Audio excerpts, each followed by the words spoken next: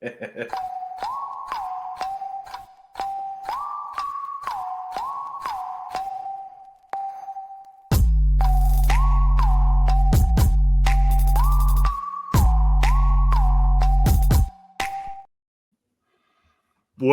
dias, my possum friends. It is week 8 game previews with offensive points brought to you by Fantasy Six Pack. And be careful, guys. We got the bye-apocalypse upon us. We got the Lions, the Raiders, the Rams, the Cardinals, the Seahawks, and the Jags on bye week. We're going to help you navigate that here on Offensive Points. As always, I am with Josh and Billy. Josh, Billy, what's up? Looking at these teams, I know there's some, we got some stars here, right? Like the top 2 wide receivers. I don't know if Amon-Ra still sits in there, but he should be. He counts for all intents and purposes. You got top 3 receivers, really, I guess, with JSN and Amon-Ra. You got running backs galore. You got, sure. Man, it's this is, I don't know if it's just my roster makeup, but I'm hit hard this week, dude. I am starting in our dynasty league that we're in. I am starting I picked up people I'm starting. Nyheim Hines is in my starting lineup. I picked him up yesterday. It's rough. No, it's putting Isaiah Bond and praying. Ooh, good. I love a good play and pray. Well, anyway, we're going to tell you about these plays and prays and if they're good or not. They might not be, but I don't recommend people starting Isaiah Spiller, which we'll get into, but we'll get there. No, this is. I've got to play and pray for you guys. Ooh, I love good play and pray. What do Billy, you got? I sent you a trade for him. It's Tyler Johnson from the Jets. And Tyrod Taylor loves this dude. Garrett Wilson's probably going to miss this game. And Cincinnati can't do a damn thing on defense. So I like Tyler Johnson this week. I'll definitely have him in DraftKings. That's it. We'll I saw circle him back on the to him when we waiver get to the wires. Jets. Yeah, I saw him in the waiver wires and stuff, and I just was like, really? Maybe it's just the boring name, the Dan Arnolds of the league. I wasn't about it. I mean, I'm in some pretty desperate measures, so maybe I should start rethinking it. But yeah, my teams have been so injured that it doesn't even matter who I put out there now. It just is what it is. This literally as one of the darkest timelines I've been in for fantasy since I've started playing is what I'm dealing with in some of these leagues right now. But you know what? We persist. Got that Jaden Daniels news today. I was like, okay, well, just there goes someone else from my team that doesn't. There was a lot of outs for a Wednesday. Bucky and Godwin being ruled out before the practice week even started for them. They're like, nah, not doing it. Which makes sense. They have a bye next week, so sure. To take people behind the curtain of our podcast, we kind of throw out ideas of what to talk about each week, and usually on Wednesdays we don't have the injury designations out. We have limited practice, wasn't seen at practice, yada yada yada, and we had all this stuff in the documents, and we just started erasing things because people have already been ruled out for the next game, and we're not even there yet. Jane Daniels plays on Monday, and they're already nope, he ain't playing. It's damn, okay, well that's awesome. But yeah, so I think this is kind of make or break week for a lot of teams, including myself, by the way. I am in a make or break situation in the league that I'm in. So I think that is a pretty good jumping off point for week 8. Yep. But, let's into a bit of a brighter note. It is the start of the second half of the season here. So anything can change. Maybe this week isn't good for you, but maybe you end up 6 or 7 in the back half of this. And this is really where you can turn it around. This is where my team becomes the Tub Thumpers, as I've so self-coined my team so many times. Is really I thrive in the second half, and I'm hoping everyone else does too. I'm Tub Thumping this year, man. That's the name of my entire fantasy football. And if anyone doesn't understand that, you get knocked down and you get up again. That's essentially the joke there. And I just if players stop getting injured, I'd be fine right now. I don't know how many more players can get injured on my team without us needing to maybe be, wave the white flag and say things are over. But that's kind of just where we're at in general. Blue medical tent for Billy's team. Yeah, literally that my name. I probably should change my team name to the Blue Medical Tents. On to Thursday night football. Let's get right into it. Week 8, 6 teams on a bye. That gives us I'm not going to say this is the worst week of football, but having this many teams out is kind of rough. Why can we not spread this out? We say this every year. Why are we even dealing with something called a bye-apocalypse? Why is it even a thing? They could easily split it up to be 4 each time, and for some reason we get these 6 weeks, 6 people. like, or 6 teams, and it makes no sense to me. But yeah, who is this for? Like, who is it for to make it this amount of games played? Like, thank God there's not a second Monday night game. There'd only be like 4 games on Sunday. I don't even know how we'd deal with that. I'm so glad there's not a second Monday night game. I'm going to be that guy that pours water on the fire. I hate that 9:00 start. I was like, I watched the first quarter and I was like, I'm going to bed.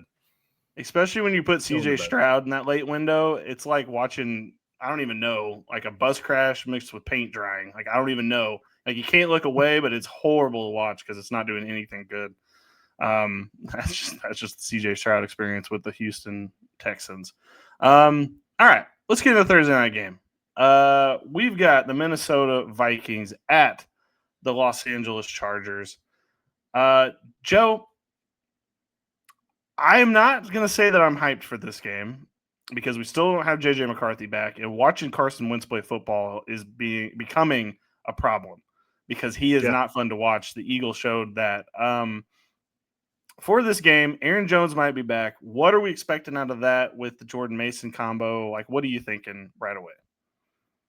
Well, I was telling everyone to trade for Aaron Jones the last couple of weeks.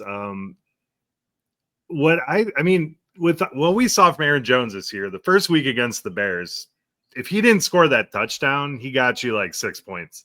Second week, when he got injured, so we'll keep that, he got you basically 20 rushing yards before he got injured. So I'm not expecting a lot from the Vikings. Now, the Chargers are a decent matchup.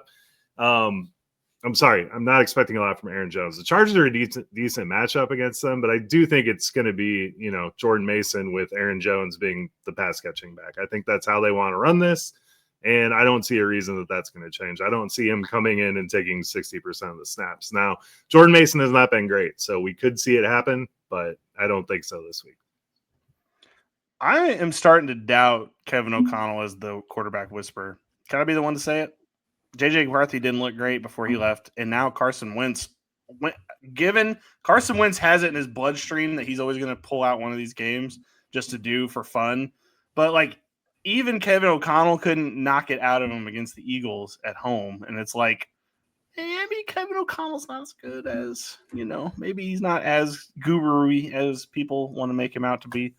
Josh, what do you expect from Aaron Jones or the Vikings as a whole? Jones specifically, I wanted to hop back in here, but yeah, turning back to Aaron Jones, I feel like the way Mason's been playing has been fine. Like, honestly, like it's a great compliment to Aaron Jones. And I know that Aaron Jones has had fumbling issues in the past, but at the end of the day, Aaron Jones catches passes.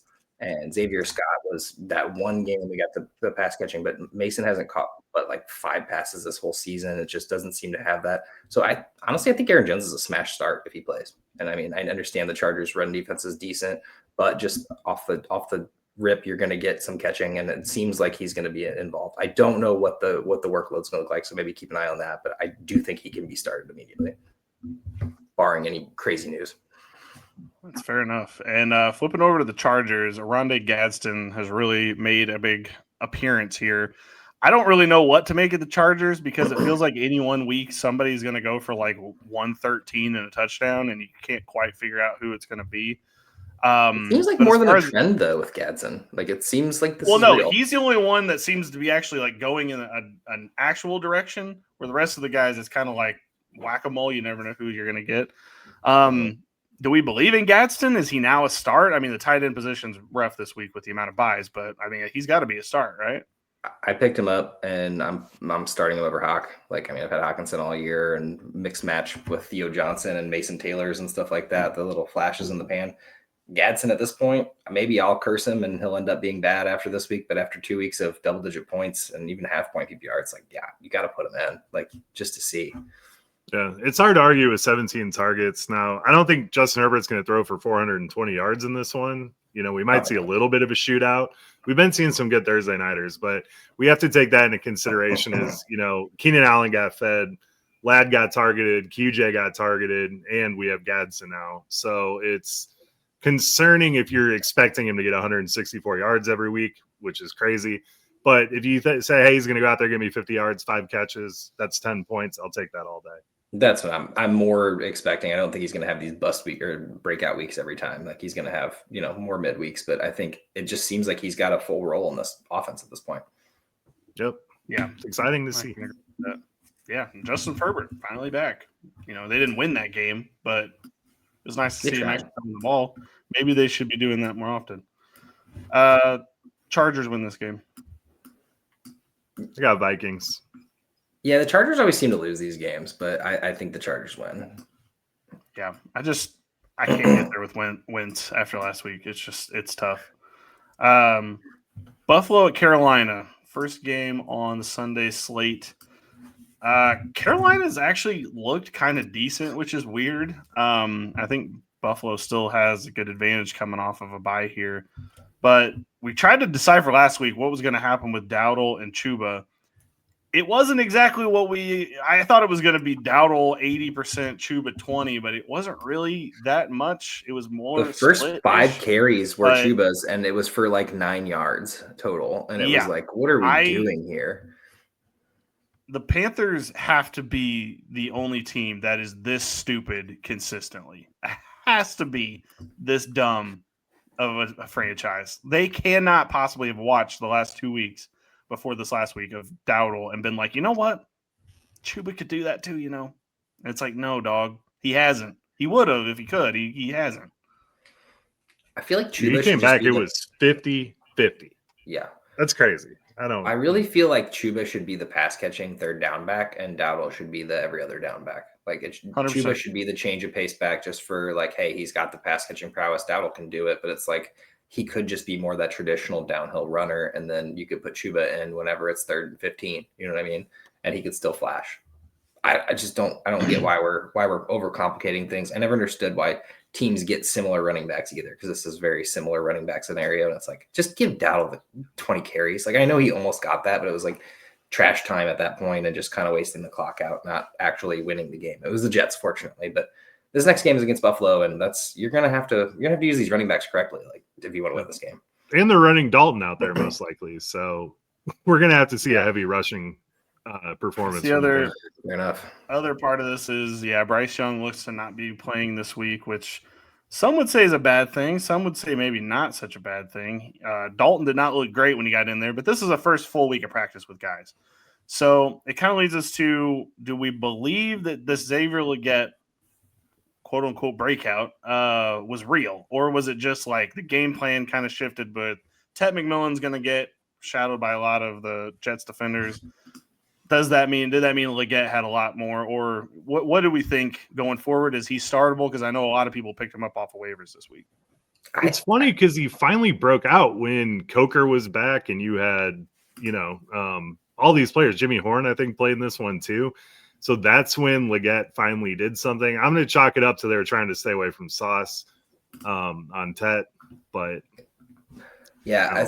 I saw that they're on Sleeper. It's like, Dalton's boosting his whatever. It was like Dalton completed 4 passes. Like Dalton didn't do anything. Legette already had a good game going, so it does seem like he's going to be involved. I guess. I mean, this was a game against the Jets where they didn't really need to like pass. They chose to pass Legette. Maybe it was part of the game plan, and I'm sure Tet was obviously covered. So I mean, I don't know if start right now would be great, but they're gonna have to pass in this game. And if Legette really is the number 2 behind Tet, then sure, Legette and Tet, man, it rhymes. Why not go with it? It does, yeah. Andy Dalton did throw 133-yard pass to Legette, which kind of stuffed the ballot a little bit more, but that's fair. Still, but he was having a point or 6. Right, he was having a good game before that. It's not something to take away of. It's just maybe Andy Dalton might see something in Legette. Who knows? They did play together quite a bit last year, so there might be more here than we're giving it credit for, but definitely. And then quickly before we move on, so sorry. Yeah, he just Bryce Young's hard to make anybody look good, but whatever. We're gonna pass that. The last time we saw the Bills, before we move on, they looked like absolute trash against the Falcons. Like the Falcons were just doing whatever they wanted. Do you all have any concerns about them coming back, or you think we're maybe going to get a rejuvenated team? Rejuvenated. They're coming off a bye. They got to watch that tape. Well, we say got to. They had to watch that tape for 2 straight weeks. They're pissed. They're going to come out with a vengeance. They're going to have a game plan. It's Josh Allen. It's James Cook. Like, let's not overthink it. At the end of the day, like, those two are going to go out there and ball and do their jobs. It's about who else is going to do their job. You're getting Kincaid back too. Like, this team's going to be their full unit. I will say I saw a bunch of people pick up Shakir in regular redraft, and I'm like, who dropped him? Like, he's never been bad. I was shocked. I tried to get him. I didn't get him anywhere, unfortunately. But yeah, no, he was just sitting there in free agency in a couple leagues, and I'm like, who dropped Shakir? Like, it was a bye week. Like, and these, I don't know. It was just weird. Anyway, Shakir will be fine. Hopefully you get the big week this week, especially with all the buys going on. But yeah, I think the Bills will be fine. Yeah, I agree. I think they're going to be just fine. Now, we saw James Cook have 2 kind of down weeks for his standards. So hopefully we see him get targeted because he didn't get any targets the last 2 weeks. So hopefully that's kind of a, outlier from what we see from him the rest of the year, because we need to get him to get right.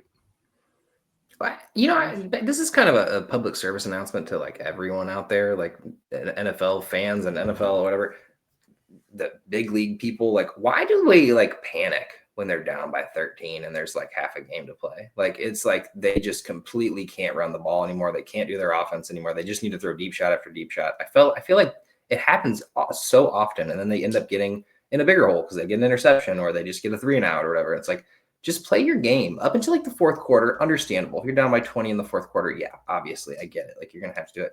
When you're down by 13 points in the second quarter, like, it's not over. Like, just go out there, run, get to the 30-yard line, go kick your field goal. Like, that's another thing. They go for it on 4th and 6s and stuff. And I'm just like, just kick your field goal, man. Like, just play the game. Points. The game's still happening. You still got a lot of football to play.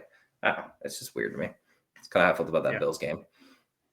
No, you're right. We have seen a lot of people going for it on 4th down too, where it's just like, just kick the field goal and get some points on the board. But then again, kickers have been a little shaky this year, depending on who you have. Well, the Eagles going for it on 4th down was great, though. So, #1. I mean, it happens for some. I'm actually going to say the Panthers win this game. I think the Bills slide.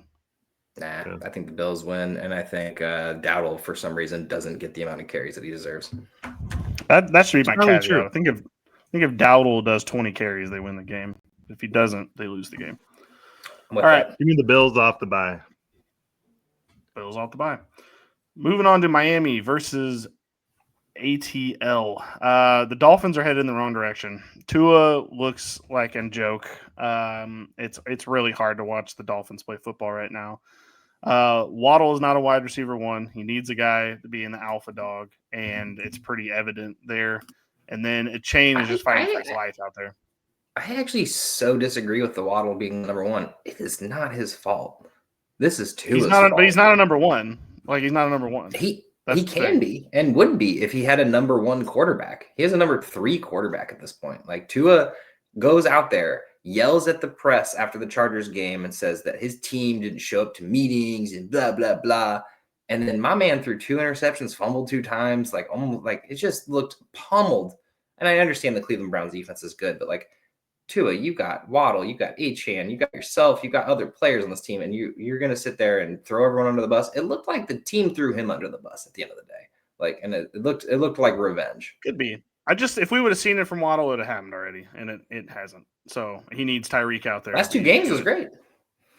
Yeah. Prior to the Cleveland game. Not a 1 though. Can't carve up the Browns defense. Not a 1. I like Jalen Waddle, and I'd be trying to trade for him after last week. But, I mean, honestly, this is Mike McDaniel's fault. We see this team show up every week and just get ran over, and nothing has changed. Nothing. I mean, I get that Tyreek's hurt. I get that Darren Waller was hurt. I understand that you don't have someone right now behind Achane. But there's no excuse. I mean, you have guys on this team, and you just get trounced every single week. It is. I blame the GM. Ridiculous. I think that this is a poorly constructed football team. I look at this. They never filled the holes they lost over the years. And yeah, well, even I'm not gonna lie, even receiver, like these guys are not good enough to step up. What is the common thread there? These running backs they keep drafting year in and year out. How are none of them good enough to step in here and be good right away? I know that like O-line's probably the major component here that needs to be fixed, but they're wasting all these picks on running backs and wide receivers that aren't panning out, and you right. could have been drafting an offensive lineman, a defensive lineman, and defensive backs, and everything else you're missing on this team, which is the entirety of the defense. Yeah. No. So I think can't they need blame it to on- shift and just do what the Falcons do and use Achane and Waddle the way Bijan and London are used on the Falcons. To be fair, that's worked like 2 times, by the way. Let's not get too excited about the Falcons Well, just yet. It makes them competitive, at least for the most part. And then, I mean, get Ollie Gordon or Jalen Wright and just get a running game established. Achane will have more holes. He'll hit more home runs if you let that happen, but they don't, and it kills me. I mean, I agree. I would just say because, it's like, that easy, but I don't know. I think they would have done it by now if they could. at the very least, it'll keep the fantasy football fans happy. Like even Miami, because like as your favorite team, you're going to draft your people. Like Miami fans have Waddle and Achane on their team. They're going to be mad that the team lost, but they're going to be like, at least Achane got me 60 points or something. Like just go out there and feed your stars. Like at the end of the day, like this season's lost. Obviously, I mean the only other thing I saw something come out about him saying he really needs to get Ollie Gordon going, so it's not Achane doing everything, which is fair. But at the end of the day, like, what are you doing here? You trying to win? Like, give it to your stars. Yeah, I don't think they're going to fire anyone. The Dolphins, I think they're going to wait until after the season. So I think this is just going to be a lost season for the Dolphins, unfortunately. Well, and then flipping to the Falcons, it's Bijan and London and Pitts in a pinch, and that's going to be the entire season, by the way, because that's the only thing they have. Yeah, so did want to talk about, I know this really isn't really fantasy relevant, but Ray McLeod getting released secretively, like having an issue with the team, leaving a meeting or something along those lines. Or yeah, he probably asked to be left because this team only has 3 players on it. Like that's I don't even would know want to what play with he's that. done this year, but it hasn't been great. But yeah, no, he's now on the Giants. Because so, fun fact. The plan is throw it to Drake London. If that doesn't work, give it to Bijan or throw it to Bijan. And then Kyle Pitts is down there somewhere. And that's the only 3 players that matter. That's actually not true. Let's throw a screen pass to Kyle Pitts for some reason as part of their game plans, which is wild. Yeah. The man is not athletic. He tries to get it to Mooney, which makes no sense because he underthrows Mooney all the time. Like at Washington, can't do that. He had all those receivers and he was throwing it deep to him all the time. And now with Mooney, I get it. He's smaller, but he's a very good deep ball receiver. You can throw him. You're not going to overthrow him. Let's just say it that much. The problem with Penix is like he is the perfect example of like can destroy a college defense, but can't quite destroy a pro defense. And it's just like that is just what we're missing from his game, unfortunately. Bo Nix is the same way, by the way. We'll get to that. But I think Penix has a chance. He's growing. I mean, he's learning. He's getting better as we saw against the Bills. Like, I mean, he's my issue is the offensive game plan. It's throw it to 2 guys. How easy? Like if a team just covers those 2, the game's over. Wow. And how like the Buffalo Bills, for example, didn't figure that out is just beyond me. Like Bijan carved them all the way up. And he threw to Drake London like 30 times. Drake London, you can stop. Yeah, until like last week when he did get stopped. That's the problem. Or like when the Carolina Panthers were like, you know what, we're just going to blank you because we know the 2 players we got to take away. I don't know. I would just do that, and you could beat the Falcons every week if you just do that. And Falcons real quick, while we're on the Falcons, I think they win this game. But trade for Tyler Algier before the trade deadline if you're in a dynasty league because last year of his contract, we were saying it all off season. Hopefully you're doing it. Agreed. He's headed to your Bears, Joe. That'd be sick. I'd take it.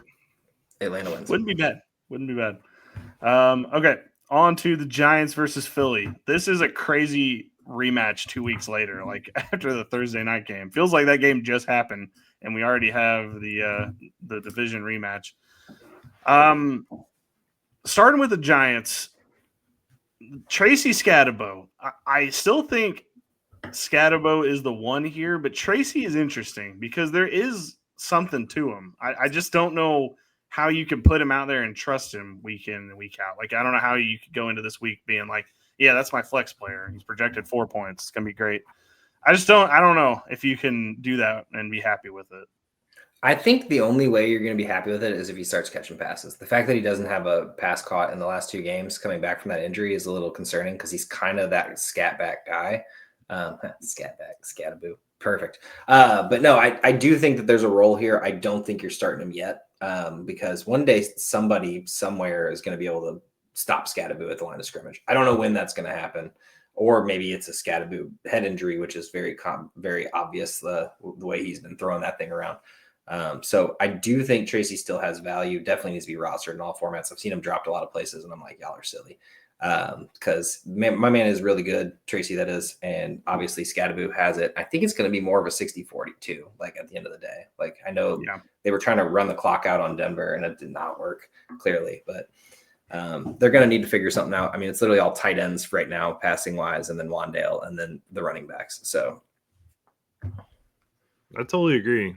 What kind of game do you expect out of Scadabo after putting up 3 touchdowns against Philly 2 weeks ago?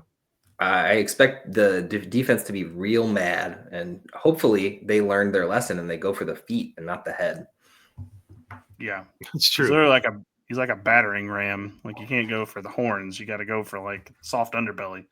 That's how you take down Scadabo. It's gonna be an interesting rematch. I'm looking forward to it. The cool thing is the Eagles now have the best quarterback in the National Football League. Has the only perfect passer rating on the year so far. Something to food for thought, after last week. It's just good to see. Just good to see those long balls hitting, and a lot of them were on 4th down. I was like, "What are you doing?" And then I was like, "Never mind, you're good. You can do that anytime you want."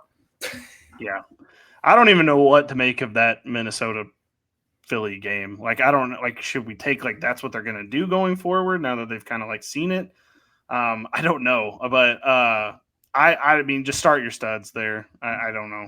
The Eagles are easy. You don't even. Phillies is just kind of boring, kind of like Falcons. Honestly, Falcons are the same way. But the main thing is that defense is suspect, so the offense is going to have to play every week. So that's the good news about any Eagles players that you got. Well, any of the 5. Goddard counts too.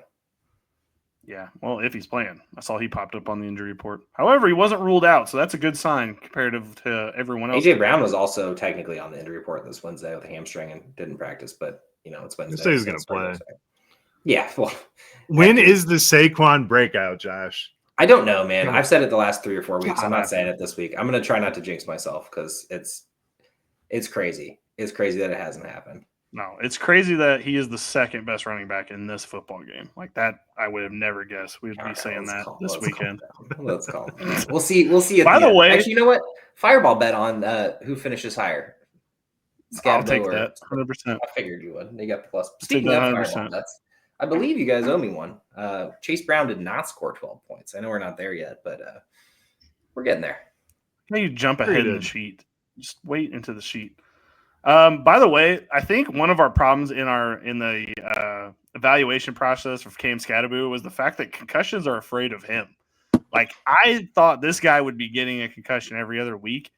He is the problem. He is the anti-vax for concussions. Like whatever Cam Scadaboo has in his brain, he has figured it out. I don't know what he's done, but he has figured out the formula.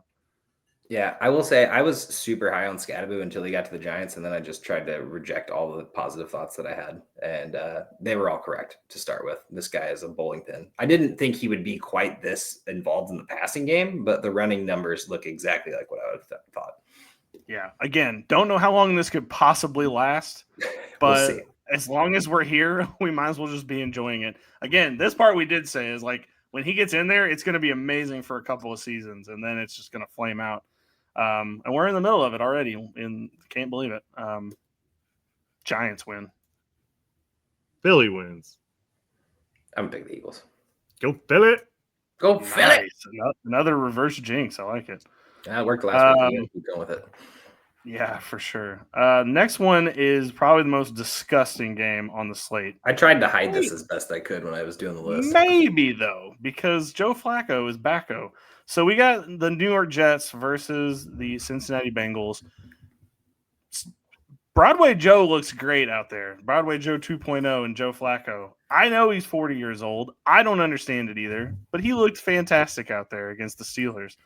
I actually think the Bengals are all starts. Like this Jets team is just bad enough. Like even if you have Chase Brown, I think you can play him. He's probably not going to get you 12 points, but he might get you 11, and that's all right,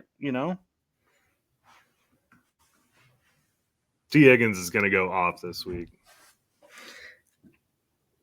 This is the week for T. Higgins. T. Higgins was looking great last week. Honestly, Joe Flacco's looks great. Honestly, Billy's right. You can start all 4 of these guys, Flacco included, which is wild because There's some people in a quarterback bench right now, especially in super flex leagues. Flacco's a great start. Higgins and Chase were no brainers anyway. Like you're stuck. You got him on your team, and then Chase Brown. This might be, I don't know, maybe next week too. But Chicago's starting to stiffen up against the run as well. So we'll see what happens here. He did get 100 last week, which is pretty great for him.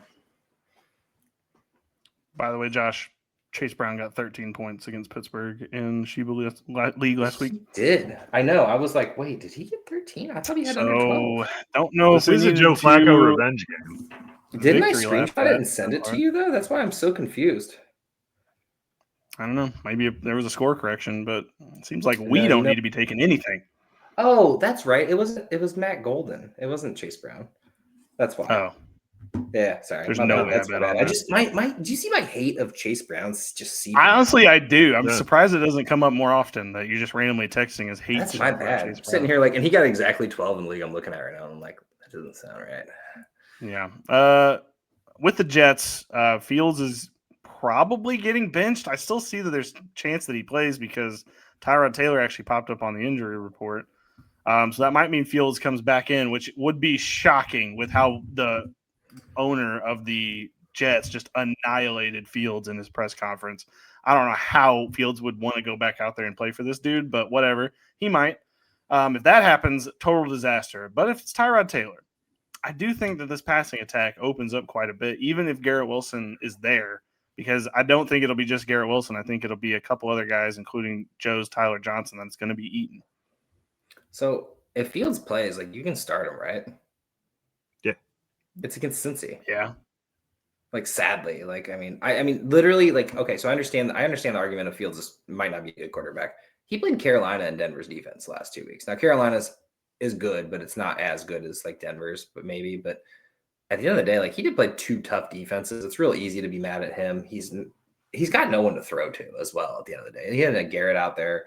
Reese hasn't been doing anything either. So it's like it's really easy. Like it's such a cop out to be like the quarterback's the problem or whatever. What if Minnesota was just like Carson Wentz sucks? Like it's like we can't say that this many times. By the way, with Justin Fields, we can't say like, well, he doesn't have anything out there. No, I'm saying he's not a good quarterback, but against a mediocre defense, I think he can go out there and ball. I think he can go potentially win a game. Like the first few games on the season wasn't his fault. Like he wasn't the one getting all those penalties.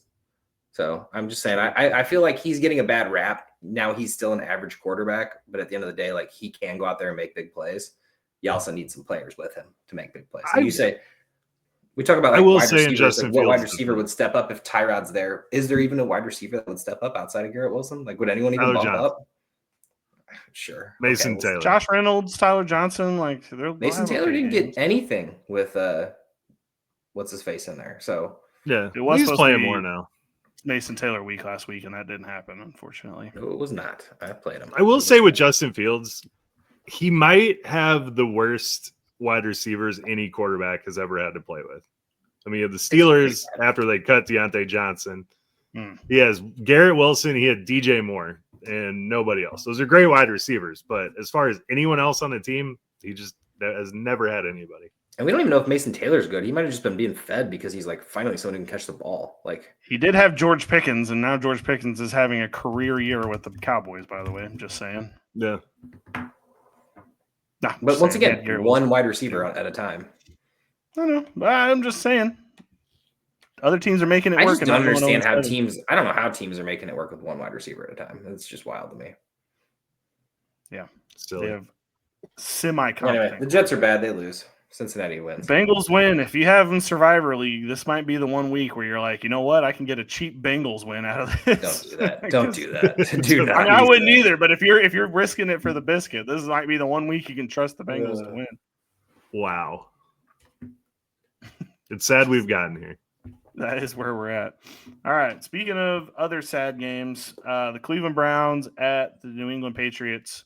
The Patriots are fun to watch. It has nothing to do with the Patriots. I'm not knocking the Patriots at all. I'm saying the Browns are such an unfun watch. I don't like them at all. I think this is going to be a great game. Really? 100%. Okay. Make your case. I think it's going to be a blowout. Well, the problem. Okay, so here's what we got. We got the Patriots who've played the easiest possible opponents this entire year. I think the combined record average record including is like the Browns, by the way. 1.5 wins they're per part of all that these. easy schedule. True, exactly. So 1.5 wins. The Browns now have some positive momentum to go off of, which is very little. They haven't had much this year. So you got a hot offense and a hot defense. They get to clash. That's what's going to be fun to watch. Now, I'm not saying Cleveland offense versus Patriots defense is going to be fun to watch. It's not. I'm sorry. Okay. Like, I was about to say, woof. We just saw the Patriots destroy a terrible offense last week, and this could be exactly what happened. No, I'm just thinking. I think Drake May actually might not have the best week this week. Is what I'm getting at here. I think it's going to be. I mean, he'll still probably get the numbers at the end of the day, but there'll probably be a pick or a fumble or a lot of sacks in there as well. I mean, this defense is formidable. I just wish they had an offense. Maybe like if they had like this star phenom quarterback to put in there for Cleveland, that might actually help out. It's like there was someone good that was in college that I think they drafted, Dylan Gabriel. Yeah, him too. This I did put it in the doc. Drake May. Oh, sorry, Bill. Drake May, tough schedule or tough matchup, and then Quinshawn, the other star. There's really only two guys in this game. Tough matchup. So, for a fantasy perspective, it'll be interesting if anything fun happens, but not expecting much. No, I put it in the doc. How close is Quinshawn Judkins to RB1 in Dynasty for you guys right now? We're going to get to the whole Dynasty topic at the end of the season, but like right now, if you were just spitballing rankings in your head, how high would you put Quinshawn Judkins? I'd probably put him at like 3 or 4. Yeah. That's what I was thinking too. I think Gibbs, Bucky, and him, maybe something like that. I mean, Bucky, we got to see Bucky come back, obviously, and be healthy. But I still had Bijan. Sorry, yeah, my bad. Bijan's up there. Yeah, sorry. I have him over Bucky. Truthfully, I could see Bucky being 3 and him being 4. Judkins, that is. And Genty's like, I want to put him up there, but like this team's got to change. Yeah, I can't do it with Genty either because if they're not going to get him an offensive line, I don't care how many tackles he breaks behind the line. Like he can't do this on his own. It just can't. Well, speaking of, let's talk about the elephant in the room, which is Mr. Travion Henderson, who we would probably have put up close to these names as well. But we are not putting him anywhere near anything right now because the Patriots hate him. And I'm not clear why. Stevenson's has been great, honestly. So it's not like you can blame him like there's no one else doing anything. But Travion, 2 carries. I don't know why they drafted him. Because if you were just going to draft him and do this, you could have drafted any position. This looks like Antonio Gibson's numbers from last year, and Antonio Gibson's numbers are better than this year. So, like, I don't know what's happening. I don't get it. I don't know. I don't know, man. Especially because Ramondre gets like 2 yards per carry outside of every other 4 games. So it's like it's got to be the contract.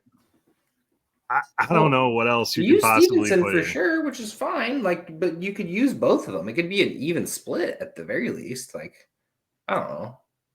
Or at least pass catching. I mean, at least the pass catching, like at the very least. You know, the best pass catching running back in this class, you know? Yes. I hate to say it. Henderson's trending towards not being rostered in redraft leagues, which is wild. I'm not saying drop him. Please do not. I would say 2 more weeks of this. Well, this week's not gonna be a good test, but like 3 more weeks of this. If he gets 2 touches, if he gets 2 touches next week, or this week, then yeah, I'm thinking about it. If you can find out a better person to roster, I mean, yeah, for sure. No, this game, I don't know. Maybe it is more interesting than I thought. I just hate watching Dylan Gabriel play football. That's all. Yeah, we need him to get out of there. But can we trust Payshawn Booty? By the way, honestly, you probably have to if you're depending on the league you're in right now. Trust me, with the amount of injuries and bye weeks that are in there right now, he might be the only option. I'm in a league like that. I'm not saying don't start Kayshon Boutte. You guys might also be in that league, so whatever. Yeah, no, I'm there's definitely something here, right? Like, I'd love to see more than 2 targets a game. Like, sure, he hit on the 2 catches, the touchdown, the long touchdown is kind of fluky, but he has 2 monster games on the season and 2 serviceable games so far out of 7. So I think he's flexy. He's definitely flexy. I'm just saying you can't trust him. You just be full and ready for that 3, you know? Yeah, that's true. Yeah, he is very flexy. I just like this offense makes no sense. I mean, the running backs aside, the wide receivers don't even make sense because like you think it'd be Diggs kind of getting like 8-9 targets, and then it'd be Booty getting like 7-8 targets, and then we'd work our way down to like Demario Douglas getting like 4 or 5. it's just a complete crapshoot every week. You just never know who it's going to be and who's going to lead the team. But I don't know. Maybe that's just the way Drake May balls. I don't know. Must be. True spread. Patriots win. Patriots. I'm going to take the Browns. Upset.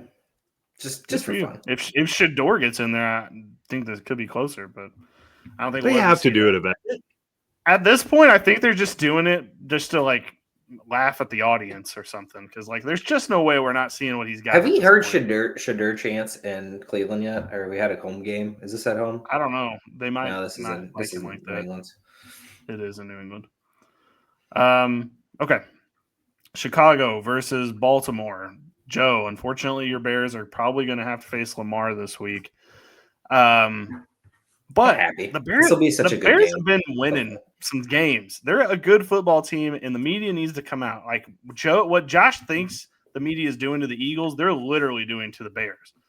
Because this team's quite literally during the game, which is like to show your bias like that is just so wild. Like, I don't get me wrong, I don't like teams a lot, like as you could probably hear on here, but I'm not on national television. I'm on my own private podcast or public podcast at the very least.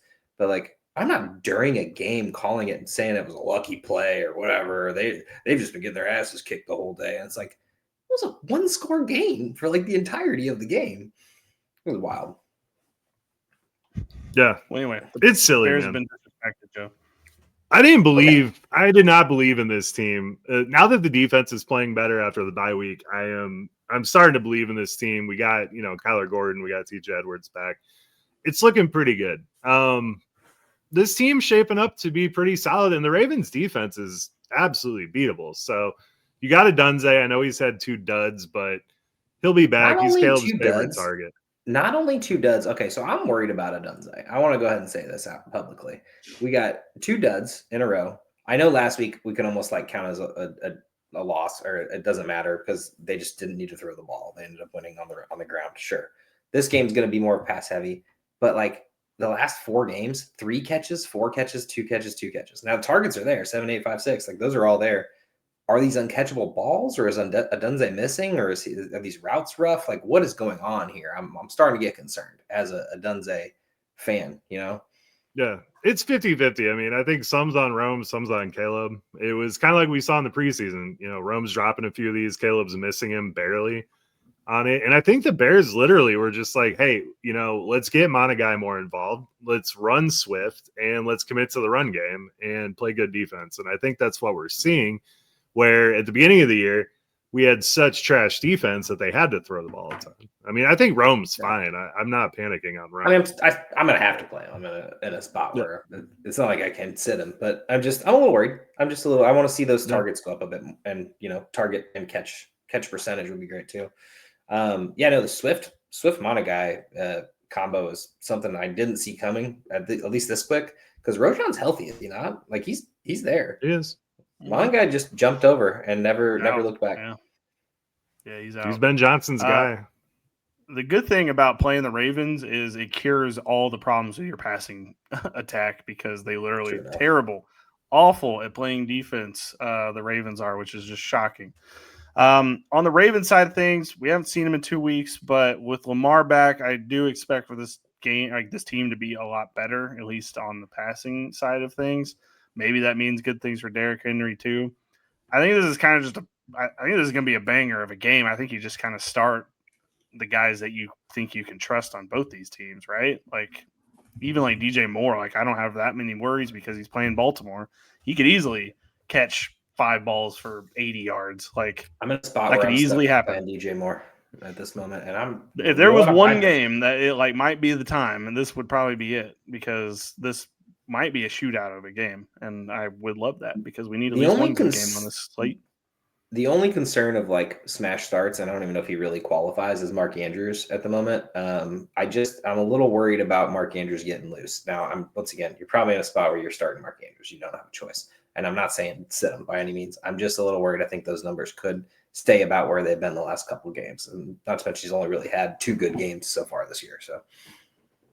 Yeah, it's kind of funny too, because like the Bears have locked down the elite tight ends they've played this year, and they have just shit the bed on the secondary tight ends they've played this year. It's like their game plan. We'll see what we consider Mark Andrews. Isaiah Likely might be a game. No, Might let's be a calm game. down. I would be love good. for this to happen, but it's not likely. Likely anytime touchdown. I wonder what those odds are. Unlikely. Bears win. Bears win. I'm going to go with Baltimore. Sorry, Joe. That's okay. Well, here's the thing. The problem with Baltimore, Joe, is Baltimore has to win this game. Like, they have to win this game and get back on track, or their team is going to be a complete dumpster fire. I think it comes down to a field goal, and Chicago probably misses that field goal. Sadly. Why? I don't know. It just seems likely. Every time I go to bed, the double doink plays in my brain. And by the way, I know Doug as an Eagles Peterson, fan, you love that, but yeah. Doug, I actually be saw an alarm to wake up to. Yeah. Dong, dong. I saw a clip of Doug Peterson talking about that, and he said that one of his staff told him that what was it, Santos at the time, or whoever. Cody Parkey. He was like 90% kicking or whatever, but whenever you call a timeout to ice the kicker for him, he literally got cut. That stat got cut in half, and Doug Peterson didn't believe his staff member or whatever, and then he looked over at him. He was like, "You're right." Sorry. Cody Just Parkey, Eagles legend, right? Eagles legend Cody Parkey. He was an ex-Eagle. And then he went on Good Morning America the next day and said it was God's plan for him to miss that field goal. And I was like, bro, wait 2 weeks to say that, please, because you got a bunch of Chicago fans that are ready to kick your ass. A lot of Christians in Chicago were like, he already had the moving company out. He was ready. Next game, San Francisco at Houston, which looks a whole hell of a lot better on paper than it actually does in real life because of the records of these teams. I'm just going to start with Houston. Nico's probably out with a concussion. These are 2-week injuries at this point. Like, it feels like the 1 week and then they come back for the following. I don't trust anybody on Houston. I just don't. I can't do it. If it's anyone, it's Higgins, but we haven't seen it yet. So it's hard to say, like, go play Higgins. Yeah. Like, if you're in a desperation situation, sure, go play him. But, like, I'm not going to I kind of like this Jalen Knoll, like the other rookie that they got. He, like, was kind of ripping it a little bit, but at the same time, Seattle was playing, like, prevent defense. So there was, like, a lot of soft stuff that they were just allowing to happen. But, like, I don't know. Woody Marks does not do anything for me, by the way. Like, he cannot be the starter. They were running him at the goal line, and I was like, did Nick Chubb die in the middle of the game that we didn't hear about? Because why is 10 Woody carries Marks for getting the goal 15 line yards? touches? Wild. Like, he played 22% of the snaps for this team, and Woody Marks played almost 70. I know. It was wild. I was like, what in the hell are we doing? Like, this cannot be the game plan here at all. This was also another scenario where they were only down by a couple of scores, and they just immediately were like, we just got to heave it. We just got to heave it. That's the only thing we can do. Yeah, and CJ Stroud sucks. Like, we got to get to the point where he might be worse than Bryce Young. Like, he had the very flashy first year. He might be worse than Bryce Young, and I cannot believe after the first season he had that we're here. But, like, he can't read the field. He can't make the throws. I don't know what happened to him. He needs, like, an exorcism or something to get these demons out. Yeah, I'm usually a don't blame the quarterback kind of guy, but, like, they have gotten so many receiving options for him. So many. Like, they've literally specifically got the guy he wanted. Now, yeah, he's hurt. Adele. They got Nico, who's been amazing. And then they grab all these rookies that they've been grabbing the last couple of years, and it's like you can't do anything with them. Like, Mechie could never get any connection with them. Like, it's just wild. It was wild. So to bring up your Jalen Knoll point, though, I do think you can start him this week because he's playing that weak spot. Yeah, Stroud likes that. He'll dump off to that position quite a bit, and I think they're going to need against the 49ers because they've been playing pretty good outside defense this year. Yeah, fair enough. 49ers side, Purdy's back. Is he? I mean, I think he's limited. Back. Honestly, I'm not gonna lie, dude. I'm kind of bored with the following of Purdy. I have him in a couple leagues, and I'm like, I'm putting him in, and then it's like he's out, and I'm like, all right, I'm taking him out, and then I put him back in, and it's a super flex league, so it's like, I'm like, I've been just picking up strays all year long. Like, it's wild. Scott Fishbowl actually where I got Purdy, but yeah, whatever. I mean, it does seem like the end of the Kendrick Bourne experience too, which is a bit of a sad day. We always love those journeymen, those guys who, really are the grinders and always fill in really nicely. I don't know if Pearsall's back yet though, but even without him, he didn't practice today. Yeah, He even without did him not. being there, Bourne is just. Dude, But just seeing I don't Purdy understand how at Purdy practice. cannot throw to Kittle. Oh, yeah, what happened? I understand they didn't need to throw, but why was it only Jones. Christian McCaffrey? No, why was it only Christian McCaffrey in that game? Like, you didn't throw to anyone else. Like, and don't get me wrong, Bourne. great for Christian McCaffrey. Bourne had been But- killing it, and then for some reason, Mac Jones this game was like, maybe we don't use any wide receivers. Back to the Kittle 0 catches. Tom just also had 0 catches and only played like 10% of snaps. So it's like you're sitting there like, your plan was just give it to Christian McCaffrey 100 times. Like, we know this man has injury concerns. Why are you doing that? Anyway, they won the game, and they'll win this. It's not the worst idea. It's not the worst game plan, but I mean, until Purdy's back, I am not confident about Kittle. After what I just saw with Mac Jones. I'm sitting in a league where I got Goddard. I'm just like, I'll rather rock Goddard at this point. If he plays. I guess if he doesn't, then I'm putting Kittle in. Yeah, that's fair. Anyway, the 49ers are just so interesting. It's an interesting team. San Francisco does win, though. Houston, oof. Defense is good. Houston's defense. Elsie here's trying to be the new Vontaze Burfict. You see his hit on Darnold? I did see that. He's done that a couple of times, though, where it's been like, okay, calm down. Didn't he get suspended last year for like a similar situation? I was waiting for him to get suspended after that hit on Darnold. Like, pick him up and drive your helmet into his solar plexus. Come on, bro. He's good for one of those, it feels like. All right, next one, division matchup between the Buccaneers and New Orleans. We have finally found out what it takes to stop Baker Mayfield, and it's literally taking all of his wide receivers out at the same time. So the Bucs are going into this game down Godwin, down Evans.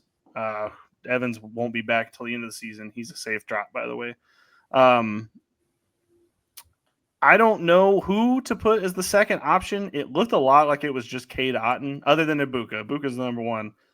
But I'm kind of interested in the Tez Johnson, Sterling Shepard realm. What are you guys feeling about the Buccaneers wide receiver situation?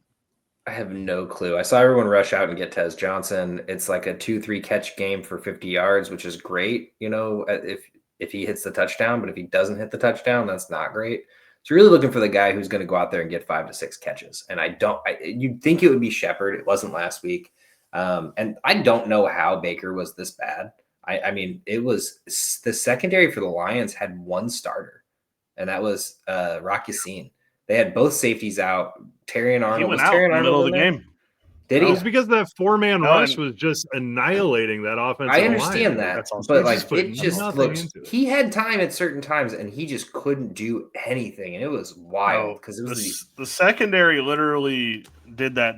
Bugs Bunny super juice stuff, and like were playing out of their mind because like even the announcers were saying during the game of like, I don't know how these guys are pulling this off right now because this is incredible defensive performance from guys that aren't even starters, have barely played a snap on defense. And yeah, it was just a sight to behold from the Lions. Yeah, my bet is I don't know. It's Egbuka, Cade Otton, as you said, and then it's a toss-up between Tez and Sterling. If you're in a pinch, I think both are viable flex options, just on the hope that you get the right one. But at the end of the day, don't be upset if you're disappointed because there's a possibility. Yeah. I do like Tez for the big play. I mean, he was throwing deep to Tez quite a bit. He thinks Tez is about 3 feet taller than he actually is, but if we can get that 9 targets from him every week, I will take that. He's going to get loose more often than not. So, yeah, this is a fascinating game. By the way, Rachaad White, welcome back. Forgot that you were that terrible at pass protection. Such a bum, dude. It was horrible watching him try to chip Aiden Hutchinson. Oh, I say try to chip. He didn't even try. He ran right past Aiden Hutchinson and left the poor right tackle to get annihilated. I forgot why Rachaad White was benched, and then I watched that game where it was a full game of Rachaad White, and I'm like, yeah, okay, I remember now. You're not good at the pass protection stuff, and that's why Bucky's here, because Bucky actually helps out.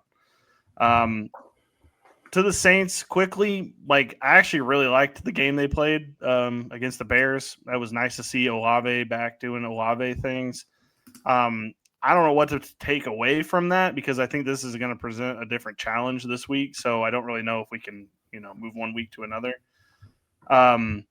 But a lot of people are stashing Devin Neal because of the Kendre Miller situation. What are your guys' thoughts on that? Are we still rocking Kamara and then Devin Neal doesn't get as much, or what are we thinking here?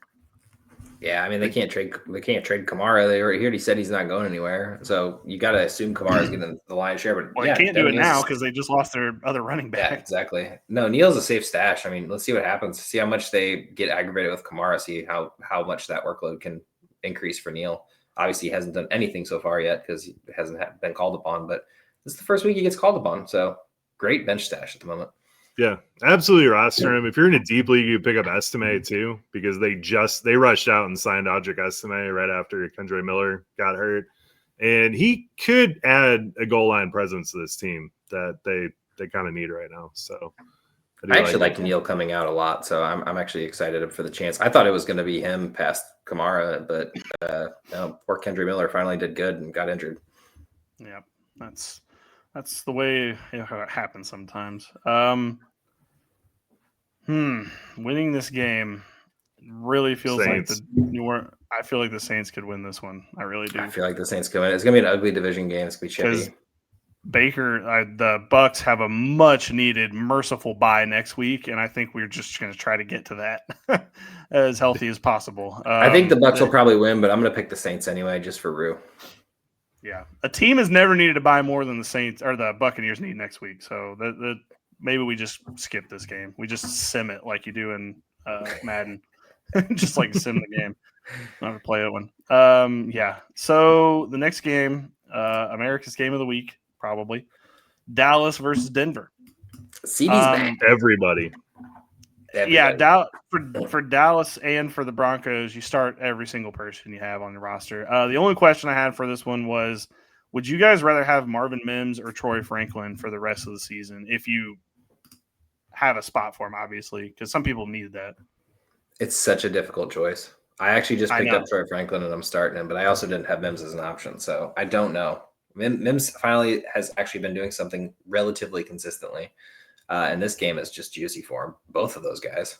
Sutton's really been kind of mid as it is. Like, I mean, for what he should be. I mean, he's been fine at the end of the day. Well, Bo Nix is mid, but that's a conversation we're probably going to have this offseason. Are we going to talk about mid 40-point performances? Is that what we're going to talk about? He's just not a good quarterback. I just can't. No, it was all a fourth quarter comeback, and I love it. It was a miracle fourth quarter from him because up until then, I was like, is he even deserve to be out there right now? And then he does that miracle comeback against the Giants, who just lay down and let it happen. I don't know about Bo Nix, but Joe, what do you think? Mims or Franklin? It's flip a coin, man. We talked a lot about who was going to be Sean Payton's Joker, and it kind of seems like Marvin Mims is the Joker because there are games where it seems like it is the entire game plan is to get him the football, and we're starting to see that more. So I think if you're looking for upside, it's Mims, but flip a coin. If you're looking for consistency, go to Ingram because he's finally consistent. 4 games in a row. That is true. Six to 8 targets. So I don't know. I just I see a lot of people like, yeah, Franklin's the 2 on this team. And I'm like, I don't know. Is he though? Like, I think Mims could make the argument that he could be the 2 on this team as well. So I don't know. But it's definitely been interesting Broncos the last couple All right. Well, I did want to bring one thing up. I didn't write it down, but little worried about Pickens. Should we be? Or was that game just out of hand? They didn't need him? Because I don't think they needed him. 4 for 80 is fine. And honestly, like not bad, but it was, like I said, I think these numbers are dipping now. We're not getting the 30s anymore. Like you're still getting fine, wide receiver 2, wide receiver 3, what you drafted him as numbers out of them. But Denver, Surtain could be on him a little bit too. I mean, I'm sure they're going to be switching CD and him around. So it's going to be interesting. Yeah. I think with Pickens, you just hope it's a close game. Yeah, that's fair. I agree with that. Because how are you going to know CD's about to do what he did last week? And CD only had 8 targets as well, so it wasn't like there was a plethora of targets needed. I think the best thing is that he's going to get a decent chunk of the target share, so you can feel good about that. Dak keeps throwing it 40 times a game. I think we can all eat.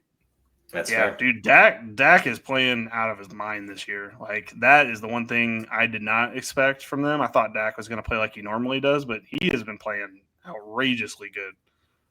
Probably one of his better seasons. Jake Ferguson, tight end 1 with all these touchdowns at these last 4 games. It's wild. Yeah, no, it's good for them. I had no hope for them, but if they're going to play no defense and good offense, we'll take that.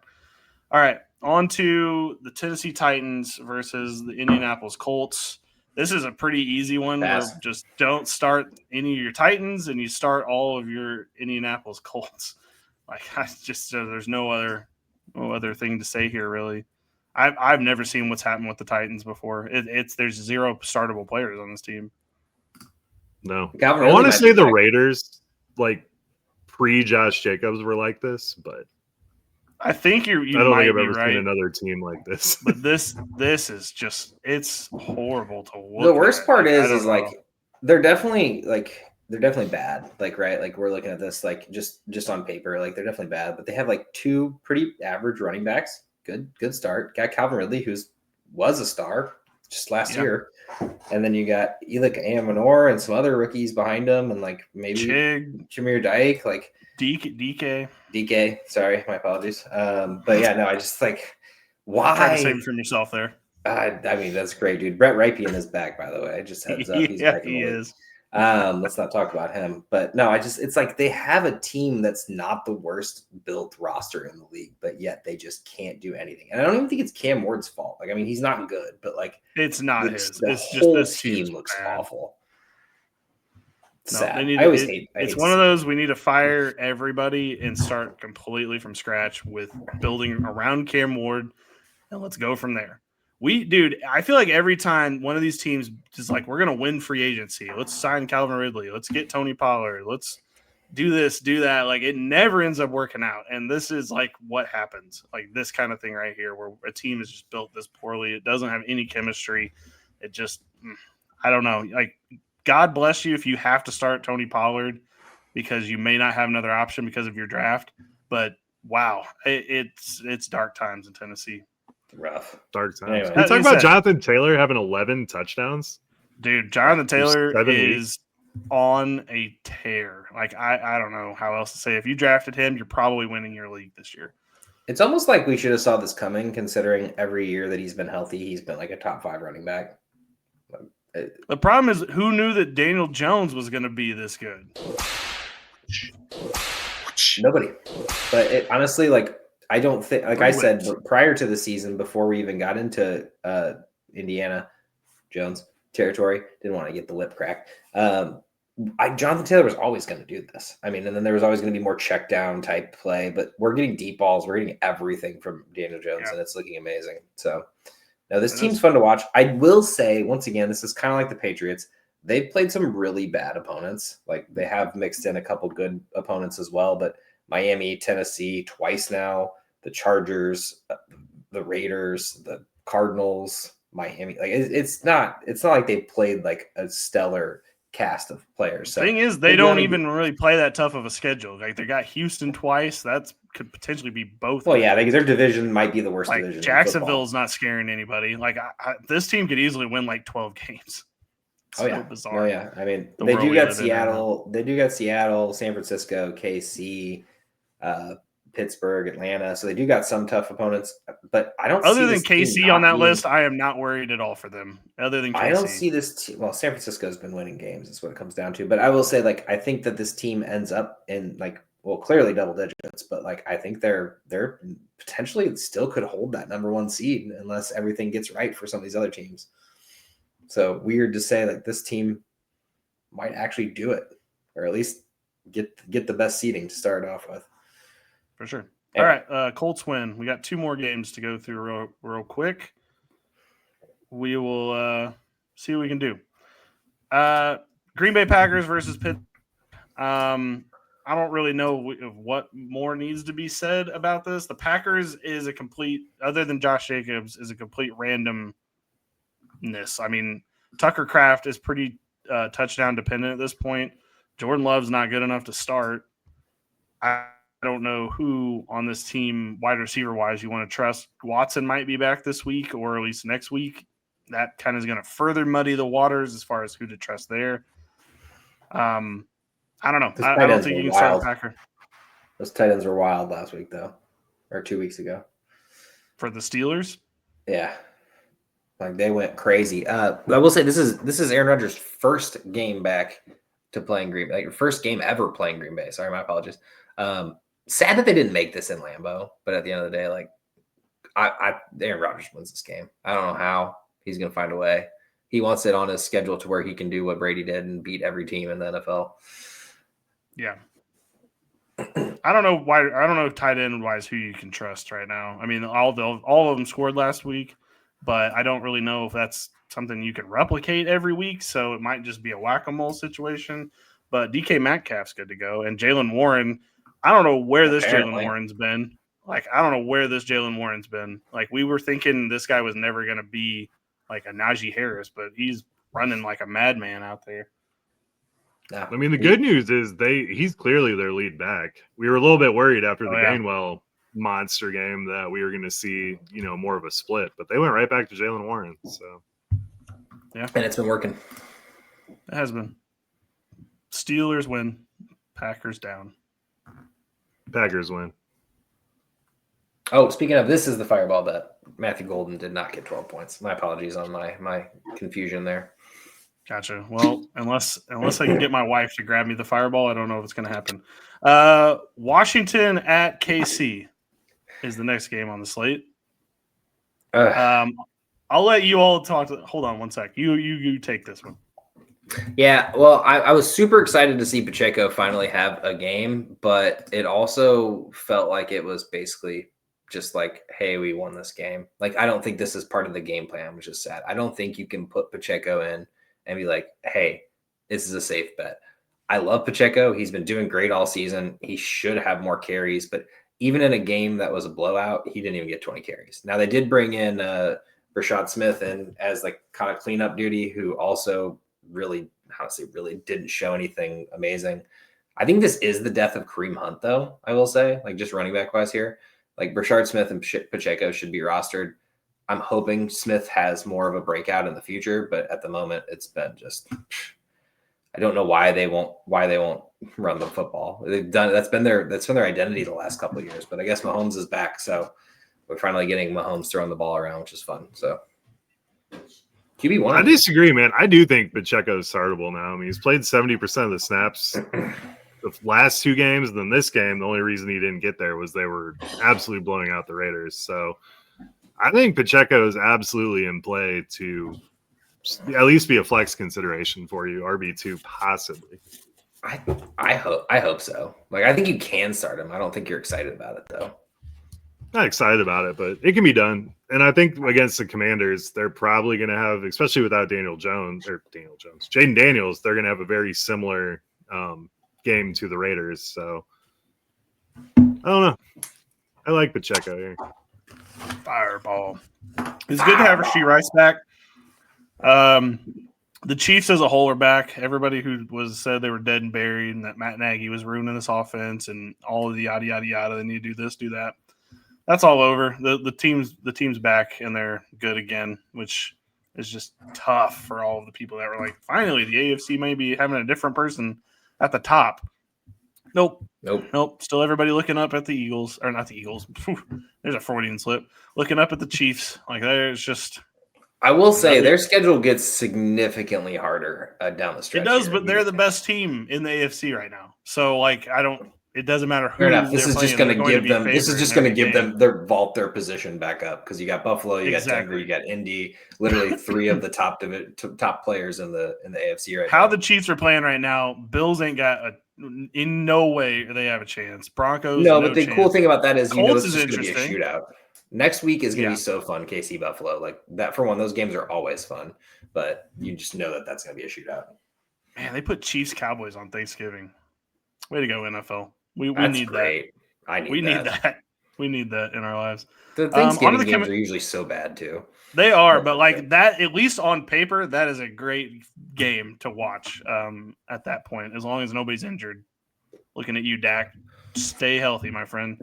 All right. Jesus. On to the command. He's the one that usually ruins that game. We're going to get stuck with Cooper Rush or somebody else. It's not even Trey Cooper Rush Lance. anymore. Just wait. We're gonna have Trey Lance versus Pat Mahomes. You just wait. On It's gonna be so much Thanksgiving. fun. Don't say that. On to the Commanders. Mariota is playing. They already ruled Jaden Daniels out from a I actually Monday like game. Mariota more than Jaden Daniels for this team, sadly, right now. Yeah. Well, what I was going to put in the document before he got ruled out was like, even if he plays, I don't think I could trust Jaden Daniels yet. He's clearly hurt. He was clearly hurt in that last game they played. And it's like, okay, if they're going to not keep him out, then they've got to just let him rest. And that's what they're going to do. The problem is, who do you trust pass catching wise? Is Debo I mean, playing? Terry Is anyone had playing? a pretty big game with Mariota. He had 70 yards on like 3 catches. And then Debo had a big game with Mariota too. So if they both play, I think you can start them both. I think Zach Ertz takes the biggest hit out of this team because Mariota just does not throw to Zach Ertz. No, that was the death punch. But yeah, I don't know. If Debo is probably more likely to play, I would assume Terry, like, he's got to come back eventually, right? You didn't put him on IR. It's been 4 weeks. Like, should have just put him on IR at that point. But what's tough about the Commanders situation is that, like, they play on Monday. So if you started one of these guys hoping that, like, they're for sure going, and then Monday 10 a.m. they're like, well, I think we're going to keep Debo out another week, or we're going to keep Terry out another week. It's like, well, okay, there goes that. And now I've got to put in Jalen Noel. Hollywood Brown. Or Jalen Lane. That's his name. Jalen Lane. Or some random other person from the team. Yeah, no, hate that for you. I was going to say maybe pick up Marquise Brown if he's available, but some people are still holding on to him for some reason. Yeah, I don't know. I don't really trust anyone in the Commanders offense right now. Fair. At all. It'll be a practice thing. And they said that if they practice full all week, that they'll be able to start. So we'll just see how that goes. Hopefully we get. I would say if Debo's in, confirmation I'm more confident in Debo than McLaurin. But McLaurin did show with Mariota at least a serviceable game. So I think you can start either one. Yeah, I guess we'll see. Chiefs smack them. It's not even going to be close. Yeah, unfortunately. Agreed. All right. That what wraps week 8. I can't say this is the best slate of games that we've ever had. However, it's football, and we just need to savor it because remember, in the middle of June, when we're just talking about draft picks, we're going to be like, man, I really wish we could have a Washington Chiefs game with Mariota starting. We're going to all hope that is exactly what we're looking for. So just remember that before you bail. All right. Good luck to everyone out there. Hopefully the injury bug can stay away. It'd be nice to have just 1 week where everybody just gets out clean, but the Blue Medical 10 is always haunting everyone from the shadows. Joe, get us out of here. Good night.